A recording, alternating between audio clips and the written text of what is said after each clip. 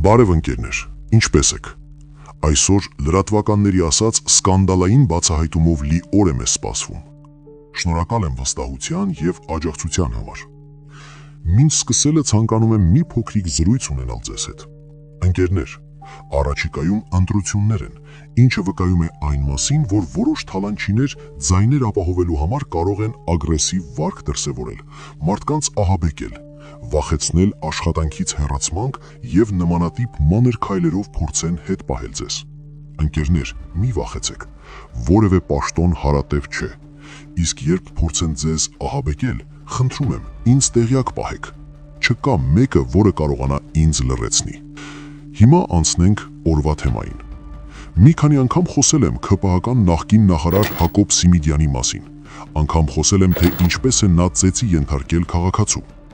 Այսօր խոսելու եմ Հակոբ Սիմիդյանի ընկերոջ մասին, որը ոչ միայն պետական պաշտոնյա է, այլ նաև միլիոնատեր է։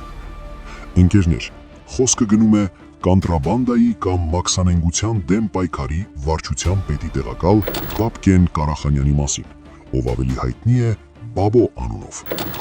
Նախ սկսենք պաշտոնական տվյալներից, ապա կանցնենք նրա մասին, որը շատերը չգիտեն։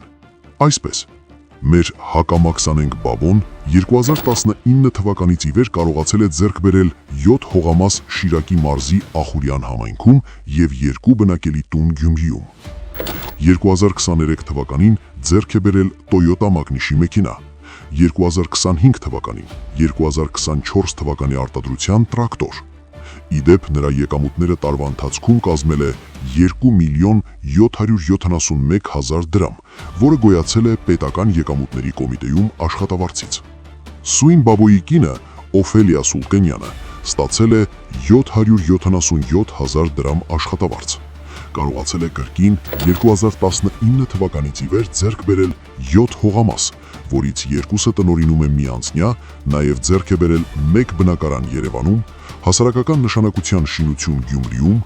անհատական բնակելի տուն Ախուրյանում, բնակարան Վրաստանում եւ ուշադրություն, բազմաբնակարան բնակելի շենք կրկին Վրաստանում։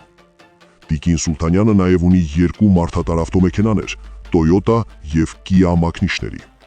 Բաբոյի տիկինը նաև Մայիսյան գյուղի դպրոցի տնօրենն է։ Ընկերներ, իսկ դուք ձեր ամբողջ կյանքի ընթացքում կարող եք նմանատիպ գույք ձեռք բերել։ Հիմա անցնենք նրա մասին, ինչի մասին գիտեն շատ նեղ շրջանակներ։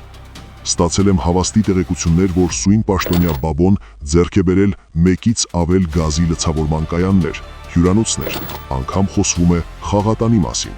Ու տվյալ անձը հանդիսանում է մաքսանենգության դեմ պայքարի վարչության պետի տեղակալը։ Իդեպ նստավայրը Գյումրիու մաքսայինն է։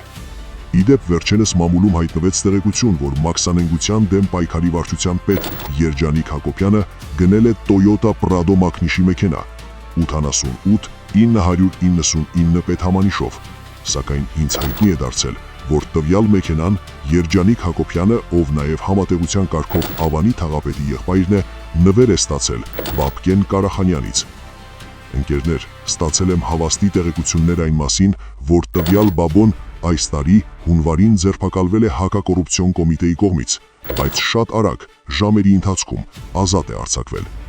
Ըստ ստացված տեղեկությունների, ձերբակալվել է թաքցված կոռուպցիոն սկանդալի շրջանակներում, սակայն ընկերական կապերի արդյունքում քրեական վարույթը այսպես ասած ջրվել է։ Վերջերս էլ Բաբկենը Գյումրիում մասնակցել է ընկերական հավաքի։ Գնահատեք նկարը ինքներդ։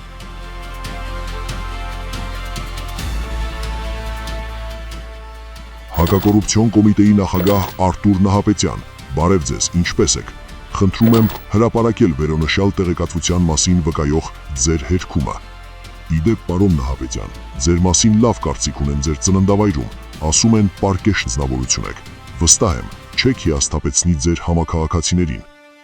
Ընկերներ, ստացել եմ տեղեկություններ, որ տվյալ Բաբոն նաև սիրում է ազարտային խաղեր խաղալ, սակայն դրա եւ այլ բաների մասին առաջիկայում կխոսեմ։ Շնորհակալ եմ ձեզ իմ կողքին լինելու համար։ Խնդրում եմ բաժանորդագրվեք իմ YouTube-յան եւ Telegram-յան ալիքների, որպիսի միշտ կապի մեջ լինենք իրար հետ։ Հարգանքներով, ձեր Հայը։